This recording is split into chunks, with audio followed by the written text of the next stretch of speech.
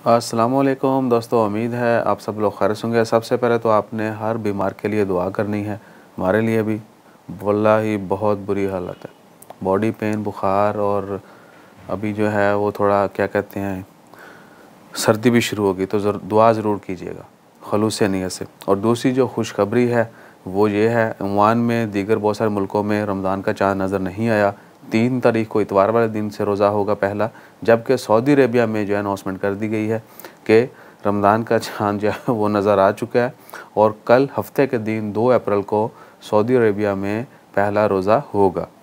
लिहाजा Saudi Arabia में रहने वाले, और इसके अलावा अगर किसी दूसरे मुल्क का कंफर्म होता है वो भी शेयर करेंगे, या जहाँ पर कंफर्म हो चुका है उन सब को भी, और बाकी उम्मत मुसलमान को भी, सबको रमज़ान की बहुत बहुत मुबारक हो।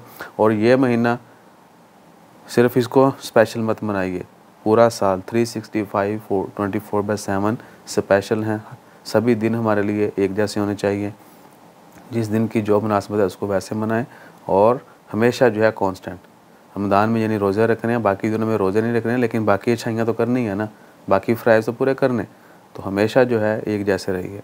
और जो लोग 2 नंबरियाँ करते हैं, तंबाकू वाले हैं, 2 चेहरों वाले हैं, उनके लिए दुआ करें कि अल्लाह ताला उनको हिदायत दे और वो भी 11 महीने अच्छे काम करें। जज़ाकल्लाह, अल्लाह हाफ़िज़।